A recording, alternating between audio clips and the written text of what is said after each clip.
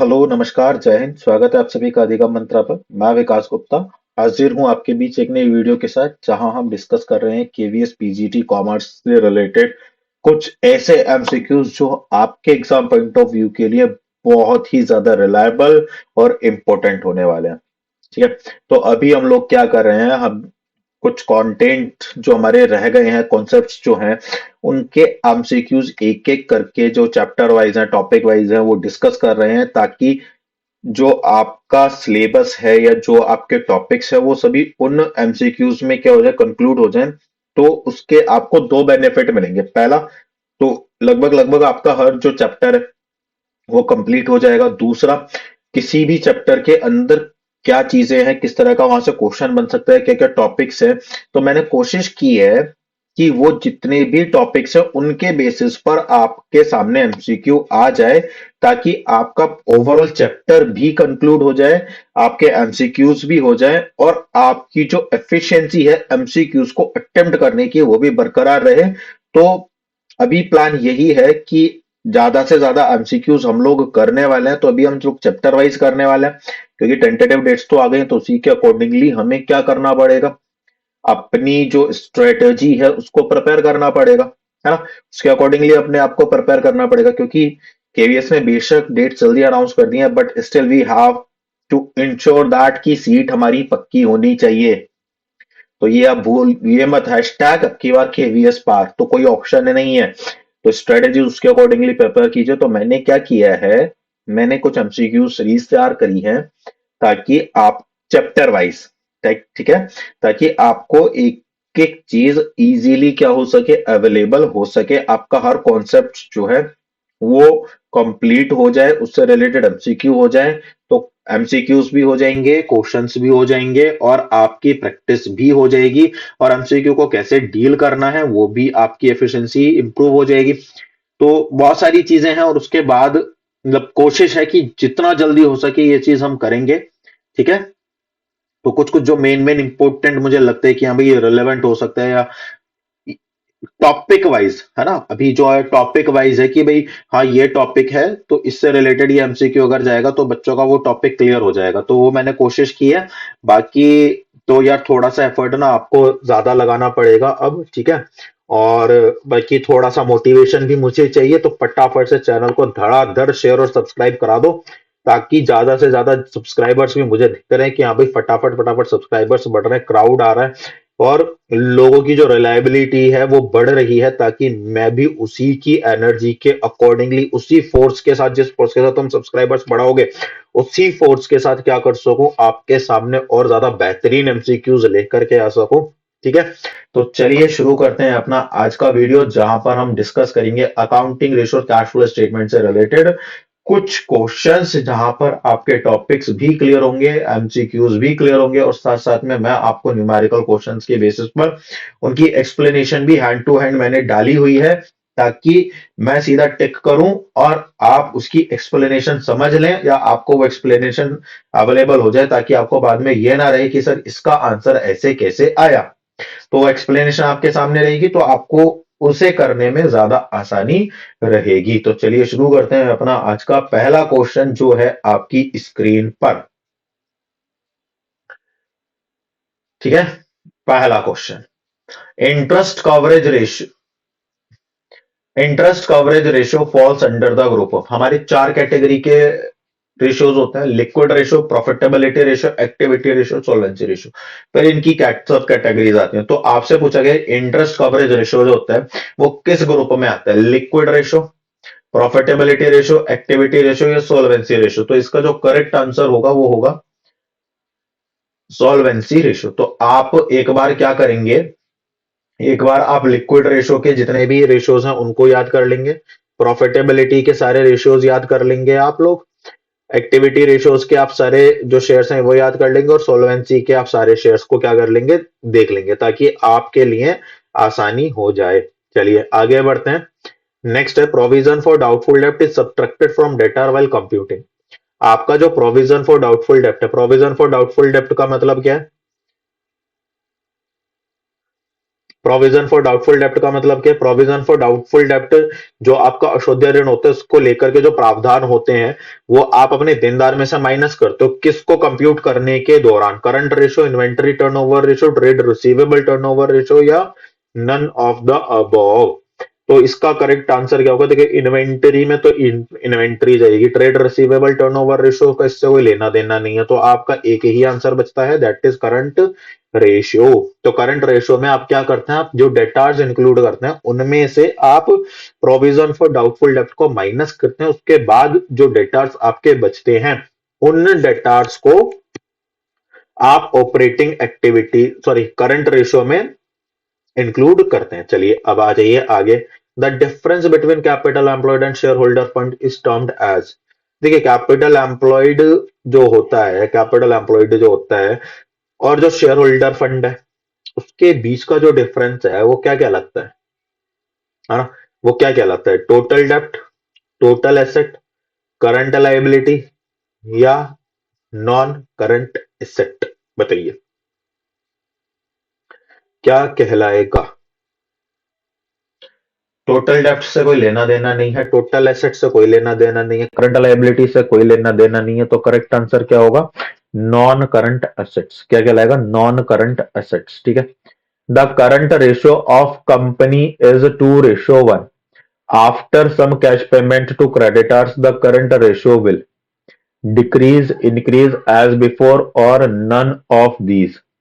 ठीक है, none of these, right? बताइए what will be the correct answer? Current ratio कितना है? 2:1 है। तो सपोज करो करंट रेशियो का फॉर्मूला क्या होता है? करंट रेशियो का फॉर्मूला होता है current asset upon current liability. तो मैं ये मान रहा हूँ करंट एसेट्स आपकी 40,000 है और करंट लायबिलिटी आपकी 20,000 है। तो आपने क्या कहा? पेमेंट कर दिया क्रेडिटर्स का, तो आपके जो करंट एसेट्स पर तो कोई फर्क नहीं पड़ेगा, लेकिन जो आपकी करंट लायबिलिटी है वो क्या हो जाएगी? कम हो जाएगी। तो जैसे सपोज करो आपने 12,000 का पेमेंट कर दिया, तो आपकी करंट लायबिलिटी कितनी बची? 8,000 की। तो आपका रेशियो कितना आ जाएगा? 5:1। तो आपका रेशियो प्लस हो रहा है क्या माइनस हो रहा है? तो आप कहोगे सर प्लस हो रहा है। चलिए आगे आएगा। From the following data calculate the liquid ratio. Liquid ratio find करना है, answer will be 1.8:1। Current assets दिया हुआ है 50,000, इन्वेंट्री माइनस कर दो, प्रीपेड एक्सपेंसेस माइनस कर दो, कितना आ जाएगा? 13, 14, 14 और 6 20, 20, 20, 20, 20 और 3 36, 36,000 को 20,000 से डिवाइड कर दोगे तो आपका 1.8:1 आ जाएगा। और मैं आपको बता देता हूं लिक्विड रेशियो का फॉर्मूला होता है liquid asset upon current liability, और लिक्विड एसेट का फॉर्मूला होता है current asset minus inventory minus prepaid. ठीक है, जिसके बेसिस पर ये सॉल्व होकर के आया है और ये रहा आपका पूरा क्वेश्चन। चलिए आगे आ जाइए। ऑपरेटिंग मार्जिन देख लो एक बार इसको, है ना? चलो, operating margin can be numerically express in the form of. Operating margin का फॉर्मूला अगर पता होगा तो हो जाएगा gross profit minus operating expense divided by RFO. इसका एक न्यूमेरिकल क्वेश्चन है जो हम आगे डिस्कस करने वाले हैं, है ना? चलिए, ये कहां से आ गया भाई? मैंने तो इस पर कोई टैप नहीं किया था, सब पे आ गया क्या? ये क्या हुआ और क्यों हुआ?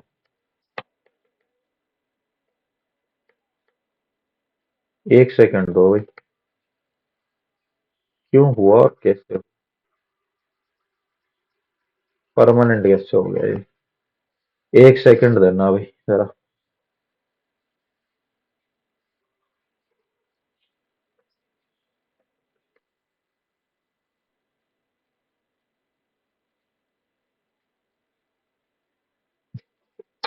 एक सेकंड दो भाई, ये भी प्रॉब्लम अभी आनी है।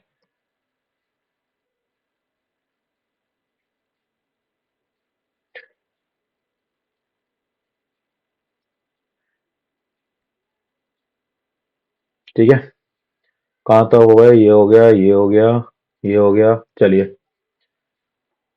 नहीं क्या समस्या हो जाती है, चलो कोई बात नहीं, होता है कभी कभी। If credit revenue from operation is 3,50,000, cash revenue from operation 50,000, cost of revenue from operation 3,20,000, its gross profit will be।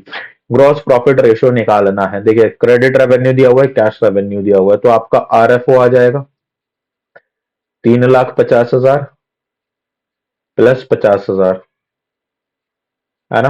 तो क्या आ जाएगा आपका 4 लाख, कितना आ जाएगा 4 लाख, ठीक है ना। और सीओजीएस आपका दिया हुआ ही है, क्या दिया हुआ है, सीओजीएस आपका दिया हुआ है कितना, 3,20,000। अब इसके बेसिस पर आप आसानी से निकाल लेंगे कि नहीं निकालेंगे। तो इसका जो करेक्ट आंसर आएगा वो आएगा कितना, 20%। कैसे आएगा वो देख लो, 4 लाख ही आ गया तो 80,000 ये आ गया ग्रॉस प्रॉफिट। तो बाकी तो आपको पता ही है ग्रॉस प्रॉफिट कैसे निकालते हैं, profit upon sale multiply by 100, तो वही यहां पर यूज हुआ है। और बाकी अगर आपने फाइनेंशियल स्टेटमेंट्स और प्रोप्राइटरशिप को ना ध्यान से पढ़ा है तो ये निकालना भी आपके लिए आसान है।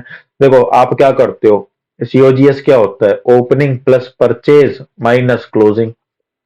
जैसे अगर मैं यहां पर बनाऊं इसको, तो यहां पर क्या डालते हो आप, सेल डालते हो, क्लोजिंग डालते हो, ओपनिंग डालते हो, प्लस परचेज डालते हो, प्लस डायरेक्ट एक्सपेंसेस डालते हो, फिर आपका क्या निकल जाता है, ग्रॉस प्रॉफिट। तो opening plus purchase minus closing, तो आपके पास क्या आ गया, सीओजीएस आ गया, इसको सीओजीएस बोलते हैं। और सेल आ गया, तो सेल में से जब आप सीओजीएस माइनस कर दोगे तो आपके पास क्या आएगा, ग्रॉस प्रॉफिट। बहुत सिंपल सी बात है ना। चलिए, dash indicates the relationship between share holder fund and total assets. Share holder fund और टोटल एसेट्स के बीच की रिलेशनशिप कौन बताता है, प्रोप्राइटरी रेशियो, डेब्ट to equity ratio, working capital turnover ratio, या नन ऑफ द अबव, बताइए। तो अगर आपको क्या करना है, आपको इनके सभी के फॉर्मूलेज एक बार आपको देख लेने हैं। तो उससे क्या होगा, आपकी जो स्ट्रेटेजी है, आपका जो कॉन्सेप्ट है वो और भी ज्यादा क्या हो जाएगा, क्लियर हो जाएगा। और अगर इस तरह से आपसे क्वेश्चन पूछा जाता है तो आप उसको क्या कर पाओगे, अटेम्प्ट कर पाओगे। एमसीक्यू करने का पर्पस केवल यही नहीं होता कि आपने खाली क्वेश्चन पढ़ा और आंसर देखा, नहीं। अगर आप इस तरह से पढ़ रहे हैं तो डेफिनेटली आपका गड़बड़ा हो जाएगा मामला।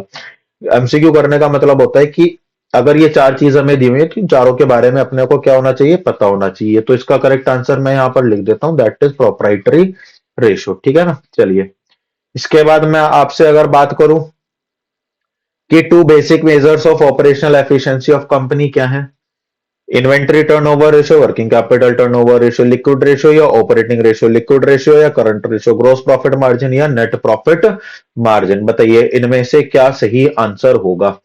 तो two basic measure operational efficiency अगर आपको जज करनी है तो आप पहले अपना इन्वेंट्री देख लीजिए, जो भी आपका माल है, और उसके बाद आप अपनी वर्किंग कैपिटल देख लीजिए, है ना। वर्किंग कैपिटल क्लियर है ना, कार्यशील पूंजी। तो इन दोनों के आधार पर आप क्या कर सकते हैं, आप अपनी जो ऑपरेशनल एफिशिएंसी है उसको मेजर कर सकते हैं कि भाई आप कितने बेहतर तरीके से, कितना एफिशिएंटली आप काम कर पा रहे हैं। तो इसका जो करेक्ट आंसर निकल करके आएगा वो निकल करके आएगा ए। अगर ओपनिंग प्रारंभिक रहतिया 60,000 है, उसकी कॉस्ट जो है दी हुई है 5 लाख है, तो इन्वेंट्री टर्नओवर रेशो 5 टाइम्स है, तो क्लोजिंग इन्वेंट्री आपसे पूछी गई है। तो बहुत सीधी सीधी सी बात है, इन्वेंट्री टर्नओवर रेशो का अगर आपको फॉर्मूला पता होगा तो सीओजीएस अपॉन, सीओजीएस तो आपको दिया होगा ना, कॉस्ट ऑफ रेवेन्यू, ये तो आपको दिया हुआ है सीओजीएस। तो सीओजीएस कितना आ गया, 5 लाख आ गया, 5 लाख आ गया। ओपनिंग का फॉर, इसका एवरेज इन्वेंट्री का फॉर्मूला क्या होता है, opening plus closing divided by 2। अगर आप इसको सॉल्व करोगे तो एक्स की वैल्यू निकल करके आ जाएगी 1,40,000, ठीक है। इसकी यहाँ पे मल्टीप्लाई कर देना, इसकी फिर क्रॉस मल्टीप्लाई कर देना। तो ये हमारा क्या हो जाएगा, करेक्ट आंसर हो जाएगा। अगर नहीं समझ में आया तो यहाँ पर देख लो, क्लियर है। चलिए, इसका स्क्रीनशॉट ले लेना। While computing current ratio, provision for doubtful डेब्ट इज डिडक्टेड फ्रॉम, ये मैंने आपको पीछे बताया था, तो आप इसको कमेंट कर दीजिए। चलो कमेंट क्या करोगे, मैं ही बता देता हूँ, छोड़ो, क्योंकि फटाफट से क्वेश्चंस करना ज्यादा जरूरी है। आप केवल समझते रहिए और फिर बाद में चाहे ना इनकी एक प्रैक्टिस ले लेना, ठीक है। और अगर आपने अभी तक वीडियो लाइक नहीं किया है ना तो बहुत गंदी बात है और ये बहुत गलत बात है। फटाफट से वीडियो को लाइक कीजिए, ठीक है ना। पता कैसे चलेगा कि आप रिलेट कर पा रहे हैं कि नहीं कर पा रहे हैं, ना। तो फटाफट से लाइक कीजिए, और अगर आप पहली बार आए हैं तो फटाफट से चैनल को सब्सक्राइब कीजिए, ठीक है। सब्सक्राइब बढ़ाना आपकी जिम्मेदारी है, कैसे बढ़ेंगे वो आप जानिए। आपको जितने ज्यादा अच्छे क्वेश्चन चाहिए, अगर आप ये एक्सपेक्टेशन रखते हैं ना कि अच्छे और ऐसे क्वेश्चन आए जो केवीएस में पूछे जाते हैं, ठीक है ना, ज्यादा रिलेटेबल हो, या सर ज्यादा एफर्ट करें, तो उसके लिए आपको भी थोड़ा सा एफर्ट डालना पड़ेगा। तो फटाफट से चैनल को सब्सक्राइब करते रहिए, ठीक है। चलिए, अरे यार, चलिए, while computing current ratio, provision for doubtful debt is deducted from, बताइए किसमें से, short term provision, trade receivable, दोनों, या इनमें से कोई नहीं। तो correct answer will be short term provisions and trade receivable, दोनों में से क्या होता है, माइनस होता है। डेटा टर्नओवर रेशियो का फॉर्मूला क्या होता है, डीटीआर का फॉर्मूला क्या होता है, यहां पर कुछ है, R F O upon average trade receivable. तो बताइए, ग्रॉस है, नेट है, क्रेडिट है या नेट क्रेडिट है? डेटार, डेटार क्या ग्रॉस में होगा? नहीं होगा। नेट में होगा? नहीं होगा। क्रेडिट होगा? नहीं। नेट क्रेडिट होगा। क्या होगा? Net credit. तो यही आपका क्या होगा, करेक्ट आंसर होगा। State whether the decrease in rent paid of 15,000, तो उसका ग्रॉस प्रॉफिट पर क्या इंपैक्ट पड़ेगा? अच्छा एक बात बताओ, जब आप बैलेंस शीट बनाते थे, स्टेटमेंट बनाते थे, तो जो रेंट पेड है वो आप ट्रेडिंग अकाउंट में लिखते थे कि पी एंड एल अकाउंट में लिखते थे? बताइए चलिए जल्दी। Sir P and L account में।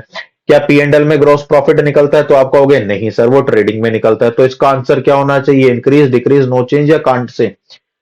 तो आप क्या कहोगे सीधा, सर नो चेंज। यही हमारा क्या होगा, करेक्ट आंसर होगा। हो सकता है कुछ बच्चे को लग रहा हो कि भाई क्या है, स्पीड थोड़ी ज्यादा कर रहे हैं, तो आराम आराम से कर लो। देखो बहुत सीधी सीधी सी बात है, आपको अगर ज्यादा क्वेश्चन करने हैं, क्या करने हैं, अगर आपको ज्यादा क्वेश्चन करने हैं और रिलेटेबल करने हैं, तो भाई आपको थोड़ा सा ना ये मेंटेन करके चलना पड़ेगा, है ना? तो इफ द लिक्विडेड, और वैसे भी आपको एक ही मिनट मिलेगा, उसमें आपको न्यूमेरिकल भी करने हैं, तो उसके अकॉर्डिंगली आपको टाइम स्ट्रेटेजी बना करके चलनी पड़ेगी। टाइम मैनेजमेंट तो करना पड़ेगा, और टाइम इतना नहीं है, तो इसलिए जल्दी जल्दी से फटाफट फटाफट से क्वेश्चन देखते ही आंसर लगाने की हैबिट होनी चाहिए अपने पास, है ना? इसीलिए मैक्सिमम क्वेश्चन जितने आप कर लोगे उतना फायदा है। लिक्विड रेशो दिया हुआ है, फॉर्मूला होता है liquid asset upon current liability, है ना? ठीक है ना? तो लिक्विड रेशो दिया हुआ है 1.5 अपॉन 1, और liquid assets upon current liability दी हुई है 3 लाख की। तो लिक्विड एसेट्स कितने की हो गई हमारी, 4,50,000। ये तो एक चीज हो गई। अब हमें क्या निकालना है, करंट रेशो निकालना है। करंट रेशो का फॉर्मूला होता है current asset upon current liability. Current assets हमें दी हुई नहीं है, लेकिन निकाल लेंगे लिक्विड एसेट प्लस इन्वेंटरी 4,50,000। तो ये टोटल कितना हो गया, 9 लाख डिवाइडेड बाय 3 लाख। तो आंसर विल बी 3:1। ये ही इसका जो होगा करेक्ट आंसर होगा। बाकी डिटेल एक्सप्लेनेशन के लिए आप यहां पर संपर्क कर सकते हैं, और उससे ज्यादा के लिए आप अधिगम मंत्रा के ऑफिशियल जो चैनल्स हैं,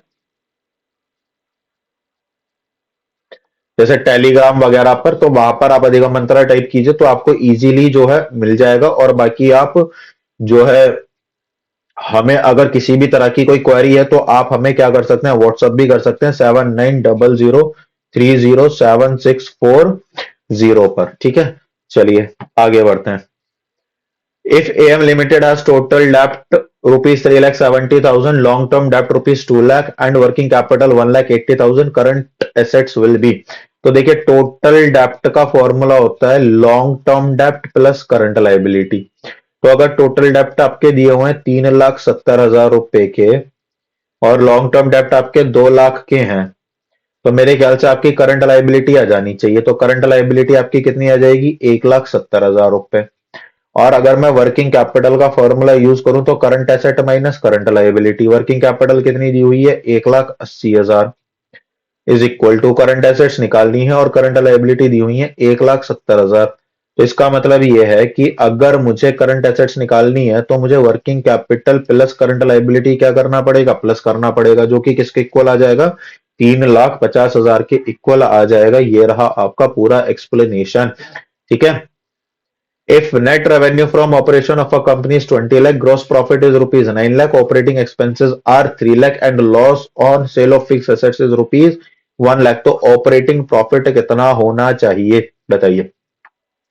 तो ऑपरेटिंग प्रॉफिट कितना निकलेगा, देखिए आरएफओ आपको दिया हुआ है, तो आरएफओ आपको दिया हुआ है 20 लाख रुपए का। ठीक है, loss on sale of fix asset से हमारा कोई लेना देना नहीं है, आरएफओ आपके पास आ ही गया है। ठीक है, उसके बाद क्या बचता है आपका, ऑपरेटिंग एक्सपेंसेस आपके पास आएगा। ऑपरेटिंग एक्सपेंसेस कितना है आपके पास, 3 लाख रुपए है। कितना है, 3 लाख रुपए है। और आपके पास ग्रॉस प्रॉफिट दिया हुआ है कितने का, 9 लाख रुपए का। तो जब आप इसको सॉल्व करोगे, तो आपके पास आंसर जो निकल करके आएगा वो भी निकल करके आएगा। कैसे आया, उसका पूरा सॉल्यूशन ये रहा। ठीक है, क्लियर है कहानी? चलिए आगे बढ़ते हैं। If net revenue from operation of a company is 20 lakh, है ना? क्लियर है? इस कितना 20 लाख, और ग्रॉस प्रॉफिट 9 लाख, और ऑपरेटिंग एक्सपेंस दिया हुआ है कितना 3 लाख का। तो ऑपरेटिंग रेशियो आपको क्या करना है, निकालना है। तो इसके लिए आपको क्या करना पड़ेगा, आपको ऑपरेटिंग कॉस्ट में से किसको डिवाइड करना पड़ेगा, आरएफओ को, और मल्टीप्लाई किससे करनी पड़ेगी, 100 से करनी पड़ेगी। अब आपको क्या चाहिए, ऑपरेटिंग कॉस्ट चाहिए। ऑपरेटिंग कॉस्ट को निकालने के लिए आपके पास क्या होना चाहिए, सीओजीएस होना चाहिए। तो चलिए आ जाते हैं यहां पर।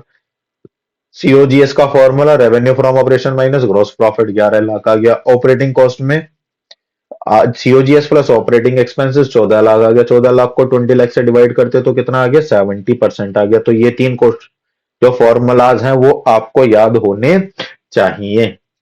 If capital employed of a company is ₹10 lakh, total dept 8 lakh, current liability इतना, तो डेप्ट टू इक्विटी रेशियो पूछा है, बहुत बढ़िया बात है। देखिए, कैपिटल एम्प्लॉयड का फॉर्मूला होता है share holder fund plus long term डेप्ट, है ना। अब लॉन्ग टर्म डेप्ट तो हमारे पास नहीं और शेयर होल्डर फंड भी हमारे पास नहीं है, लेकिन हमें करंट लाइबिलिटी दी हुई है। तो अगर मैं टोटल डेप्ट का फॉर्मूला लिखूं तो लॉन्ग टर्म डेप्ट प्लस शॉर्ट टर्म डेप्ट या करंट लाइबिलिटी, तो टोटल डेप्ट कितना है मेरे पास, 8 लाख रुपए है। कितना है, 8 लाख। और लॉन्ग टर्म डेप्ट हम मुझे निकालना है, सॉरी, हाँ ठीक है। और शॉर्ट टर्म डेप्ट मेरे को कितना दिया हुआ है, 3 लाख रुपए दिया हुआ है। तो इसका मतलब ये है कि लॉन्ग टर्म डेप्ट मेरे कितने आ जाएंगे, 5 लाख रुपए के आ जाएंगे। कितने के आ जाएंगे, 5 लाख। कैपिटल एम्प्लॉयड कितना दिया हुआ है, 10 लाख रुपए दिया हुआ है। शेयर होल्डर फंड मुझे निकालना है, और लॉन्ग टर्म डेप्ट मेरा निकल करके आ गया कितना, 5 लाख रुपए। तो इसका मतलब ये है कि अगर मैं शेयर होल्डर फंड निकालूं तो वो भी कितना निकल करके आएगा, 5 लाख निकल करके आएगा। अब डेप्ट टू इक्विटी रेशियो का फॉर्मूला अगर मुझे पता है तो आसान है, तो डेप्ट अपॉन इक्विटी। डेप्ट कितने हैं, 5 लाख की, इक्विटी कितने की है, 5 लाख की, तो 1/1 करेक्ट आंसर हो जाएगा। और ये हो गई उसकी एक्सप्लेनेशन। यहां तक किसी भी प्रकार की कोई दिक्कत, समस्या, परेशानी मेरे ख्याल से नहीं होनी चाहिए, और अगर है तो आप मुझे से संपर्क कर सकते हैं। यहां तक आपको कैसे लग रहे हैं क्वेश्चंस, का लेवल कैसा लग रहा है, और समझ में आ रहे हैं या नहीं आ रहे हैं, तो इन सब के रिगार्ड्स मुझे एक फटाफट से कमेंट डाल दो। और बाकी फिर आगे कंटिन्यू करते हैं। The revenue from operation during the current year of M limited is 13 lakh. अगर उसका जो रेवेन्यू फ्रॉम ऑपरेशन है, कैश रेवेन्यू फ्रॉम ऑपरेशन की कॉस्ट से 30% ज्यादा है, तो क्रेडिट रेवेन्यू फ्रॉम ऑपरेशन क्या होगा। ओके, तो रेवेन्यू फ्रॉम ऑपरेशन क्या होता है, क्रेडिट प्लस कैश। आरएफओ कितना दिया हुआ है, 13 लाख। क्रेडिट एक्स मान लो, और कैश कितना हो जाएगा, 30x/100। तो जब हम इसको सॉल्व करेंगे 13 लाख को, तो ये हो जाएगा 130x/100, है ना, 130x/100। तो जब आप इसको सॉल्व करोगे तो मेरे ख्याल से यहाँ पर x की वैल्यू 10 लाख रुपए आ जानी चाहिए भाई। 13 से तो ये 13 कट जाएगा, एक जीरो से ये एक जीरो कट जाएगा, तो 3 2 5 और 1 6, तो 10 लाख आ जाना चाहिए। 6 जीरो के साथ 3 और 3 6, वेरी गुड, बहुत बढ़िया, सिंपल शॉर्ट इजी। चलिए, ये इसका एक्सप्लेनेशन आ गया, देख लेना इसको एक बार, है ना। चलिए अब आगे बढ़ते हैं नेक्स्ट वीडियो, नेक्स्ट कॉन्सेप्ट के साथ। यहां तक आपके जो है अकाउंटिंग रेशियो के क्वेश्चंस समाप्त हो गए हैं। देखिए, मैंने प्रयास किया है कि ज्यादा से ज्यादा क्वेश्चंस जो है वो आप तक पहुंच सके, ताकि आपके लिए उन्हें करना क्या हो जाए, ज्यादा इजी हो जाए। और कोशिश ये की है कि मैक्सिमम कोई भी कॉन्सेप्ट आपका मिस ना हो, लेकिन यहां पर आपको एक बात का ख्याल रखना है कि यहां पर केवल मेहनत मेरी से ही काम नहीं चलेगा, यहां पर मेहनत आपको भी करनी पड़ेगी। एमसीक्यू करने का मतलब मैं आपको बता चुका हूं कि आपको उसके जो ऑप्शंस हैं उन पर भी काम करना होगा, और एक्स्ट्रा एफर्ट आपको लगाना होगा, तभी आप केवीएस निकाल सकेंगे। तो इसलिए मेहनत पर लग जाइए, और केवीएस को निकाल करके ही रखिए, कोई दूसरा ऑप्शन अपने आप को दीजिए मत, ठीक है ना। और बाकी आपको क्लासेस कंटिन्यू बेसिस पर यूं ही मिलती रहेंगी, बिना किसी रुकावट के। बस केवल एक काम आपको कर देना है, ज्यादा से ज्यादा लोग और ज्यादा से ज्यादा जो है लाइक्स, शेयर्स और सब्सक्राइब्स आपको बढ़ाने हैं। कैसे बढ़ाएंगे मुझे नहीं पता है, बस बढ़ जाने चाहिए। ये बात आप ध्यान में रखिए। क्यों? क्योंकि मुझे इस वक्त यही मोटिवेशन चाहिए, और ये मोटिवेशन मुझे केवल कौन दे सकता है? आप ही दे सकते हैं। ठीक है, तो चलिए शुरू करते हैं अपना आगे का जर्नी। ठीक है, चलिए। Cash flow from operating activities, तो इसमें मैं आपको तीन चीजें बता देता हूं। एक तो होता है ऑपरेटिंग एक्टिविटी, एक होती है इन्वेस्टिंग, और एक होती है फाइनेंस। जो डेली बेसिस पर आप एक्टिविटी कर रहे हैं, भाई इतना तो आप रिलेट कर सकेंगे ना कि डेली बेसिस पर हो रही है कि नहीं हो रही है। तो अगर आप डेली बेसिस पर कर रहे हैं तो ऑपरेटिंग है, और अगर आप इन्वेस्ट कर रहे हो, पैसा लगा रहे हो, है ना, क्या लगा रहे हो? एसेट पर आपके इम्पैक्ट पड़ रहा है, या उससे आप कुछ रिसीव कर रहे हो, रिटर्न मिल रहा है, तो वो किस में जाएगा? इन्वेस्टिंग में जाएगा। और अगर आपकी कैपिटल और आपकी लायबिलिटी पर कोई फर्क पड़ता है तो वो किस में जाएगा? फाइनेंस में जाएगा। तो ट्रांजैक्शन को रिलेट कीजिए कि उसका इंपैक्ट कहां पर पड़ रहा है, और उसके अकॉर्डिंगली आप आंसर करेंगे तो आपका मेरे ख्याल से कैश फ्लो स्टेटमेंट में किसी भी तरह की कोई समस्या नहीं आएगी। दूसरी जो आपको बात ध्यान में रखनी है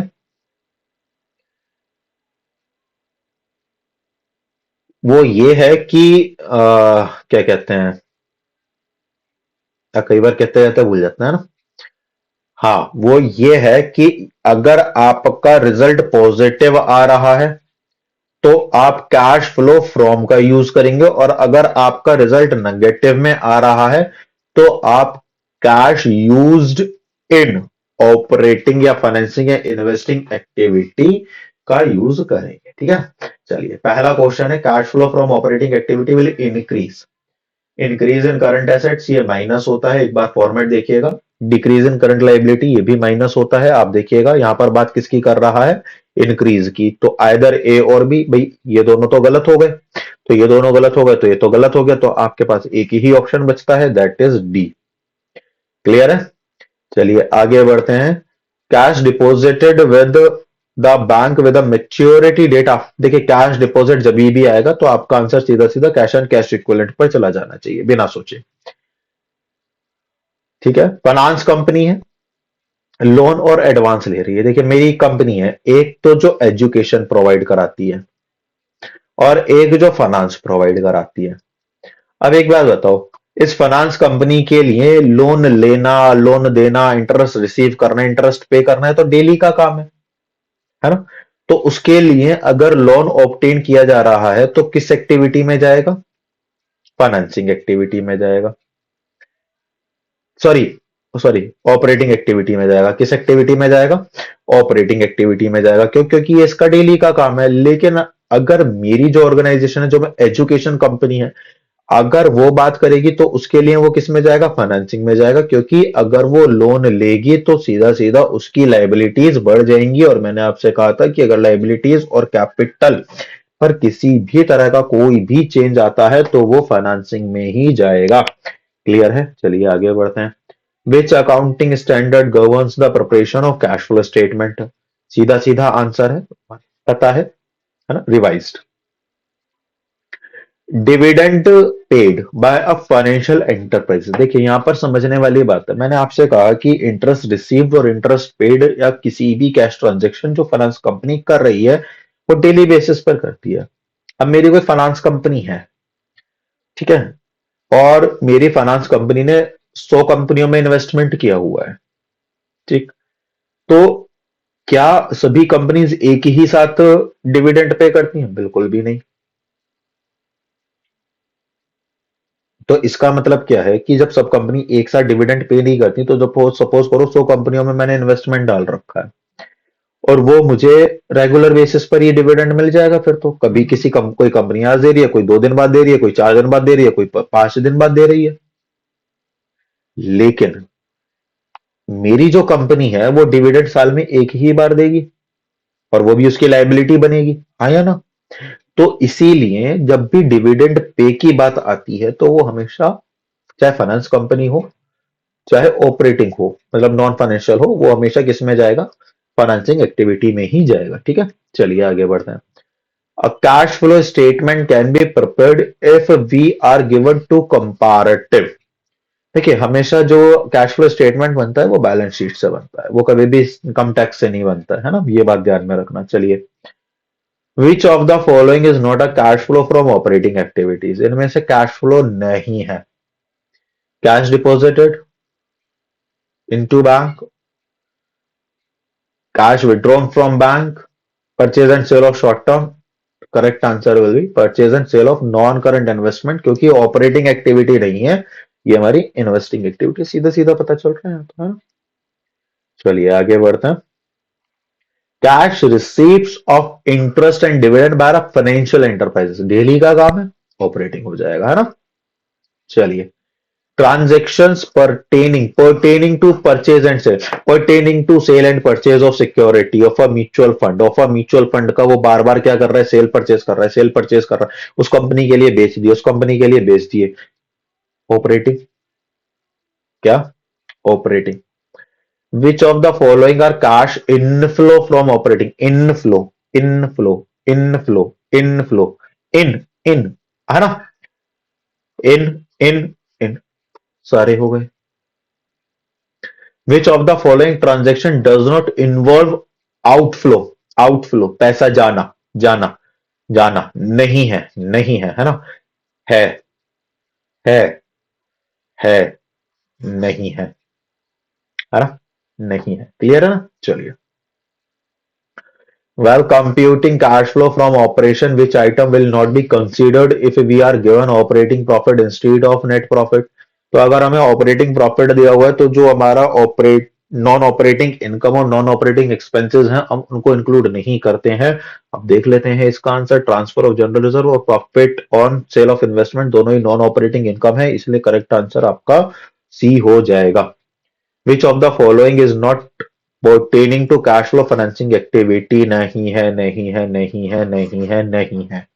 मैंने कहा था कि अगर आपने कोई इन्वेस्टमेंट किया हुआ है उसके बदले आपको कुछ भी रिसीव हो रहा है वो भी आपकी इन्वेस्टमेंट ही कहलाएगी। इशू ऑफ शेयर्स आपकी कैपिटल चेंज हो रही है, इशू ऑफ डिबेंचर आपकी लाइबिलिटी बढ़ रही है, रिडम्पशन ऑफ डिबेंचर आपकी लाइबिलिटी कम हो रही है, इंटरेस्ट एंड डिविडेंड पेड आपकी लाइबिलिटी कम हो रही है। तो इन सभी का लाइबिलिटीज और कैपिटल पर इंपैक्ट पड़ रहा है। और मैंने आपसे कहा था कि अगर आपकी कैपिटल और लाइबिलिटी फ्लक्चुएट हो रही है या एक्सपेक्टेड हो रही है तो वो क्या कहलाएगी, फाइनेंसिंग एक्टिविटी कहलाएगी। और यहां पर आपसे पूछा था not. Which of the following is not a component of cash and cash equivalent? Bank overdraft ये हमारी क्या कहलाती है, फाइनेंसिंग एक्टिविटी। चलिए आगे।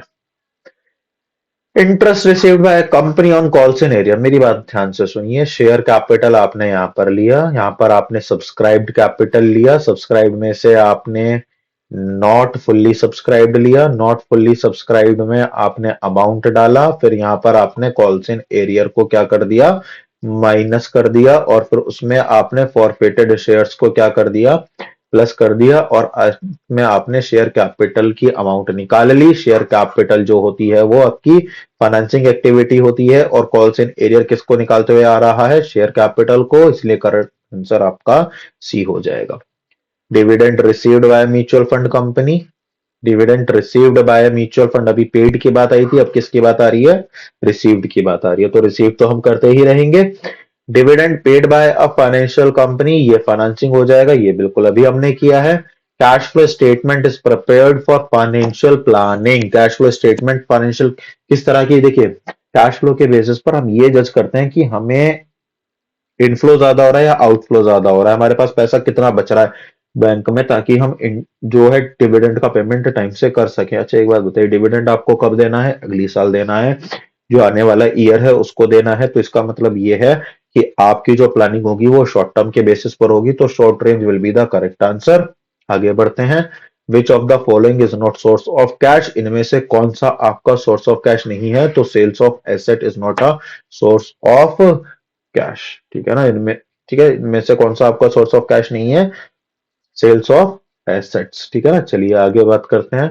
प्रेफरेंस शेयर्स हैं आपके, कैपिटल है तो फाइनेंस एक्टिविटी होगी, पहली बात तो चलिए सभी फाइनेंसिंग एक्टिविटी हैं। तो मैंने आपसे क्या किया है, मैंने आपसे 2 लाख रुपए लिए हैं और आपको मैंने वादा किया है कि मैं आपको 5% प्रीमियम पर पेमेंट करूंगा। तो इसका मतलब 2 लाख के बदले 2 लाख का 5% कितना हो गया? 10,000। मैं आपको कितने का पेमेंट करने वाला हूं? 2,10,000 का। तो 2,10,000 किस में है? सी में है। ये आपका करेक्ट आंसर हो जाएगा। और क्योंकि मैं पे करूंगा इसलिए यूज्ड वर्ड आएगा। चलिए आगे बढ़ते हैं। Issue of debenture for consideration other than cash. तो issue of share consideration other than cash, यहां पर मैं आपको एक बात बता देता हूं। अगर यहां पर consideration other than cash for purchasing asset आता तो आपका आंसर होता है इन्वेस्टिंग और फाइनेंसिंग, क्योंकि यहां पर ऐसी कोई कंडीशन दी नहीं है। इसलिए जो आपका करेक्ट आंसर होगा वो ये नहीं होगा, वो केवल क्या होगा? फाइनेंसिंग, क्योंकि आपने जो डिबेंचर्स हैं उनको इशू किया है, किस पर्पस के लिए किया है वो हिडन है। तो इसमें financing activity will be the correct answer. ठीक है। लेकिन हाँ, अगर परचेज होता तो दोनों आ जाता है। इसका मतलब बोथ एंड बी एंड सी। चलिए आगे बढ़ते हैं। How will you classify deposits by customer? तो कस्टमर तो डेली बेसिस पर डिपॉजिट करते हैं, तो ऑपरेटिंग एक्टिविटी होगा। आज का आखिरी सवाल, और आप मुझे बताइएगा इसका आंसर। चलिए तो बताइए इसका आंसर क्या होगा? इसका आंसर होगा mention the net amount of source और यूज। तो एक फिक्स्ड एसेट्स है जिसकी बुक वैल्यू 15,000 है, जिसको हमने 5,000 के लॉस पर क्या कर दिया? बेच दिया। तो 10,000 रुपए हमें मिल गए। तो ये हमारी क्या हो गई? सोर्स हो गई। तो source 10,000 will be the correct answer. यहां पर आपका एंड होता है। फटाफट से आप कमेंट कीजिए और मुझे बताइए कि आपको आज का वीडियो कैसा लगा। कहीं पर अगर आपको किसी भी तरह से कोई हर्डल आता है, कोई परेशानी आती है, तो आप मुझे मेरे व्हाट्सएप नंबर पर क्या कर सकते हैं? मैसेज कर सकते हैं, या आप मुझे कमेंट भी कर सकते हैं। बाकी चैनल को सब्सक्राइब और शेयर करना बिल्कुल मत भूलिए। फटाफट से सब्सक्राइब और शेयर कर दीजिए और वीडियो को लाइक कर दीजिए। अगर आपने कुछ भी नए क्वेश्चंस यहां पर सीखे हैं, कुछ नए कॉन्सेप्ट्स आपने सीखे हैं, तो आप वीडियो को लाइक करके यहां से जाएंगे। और हाँ, इन 41 में से मुझे बताइए कि आपके कितने क्वेश्चन सही हुए। बाकी मिलेंगे कल आपसे एक नई वीडियो के साथ, जहां हम डिस्कस करेंगे कुछ और नए चैप्टर्स और नए टॉपिक्स के एमसीक्यू। तब तक अपना ख्याल रखिए, खुश रहिए, मस्त रहिए, बिंदास रहिए और पढ़ते रहिए और बने रहिए अधिगम मंत्रा के साथ। जय हिंद।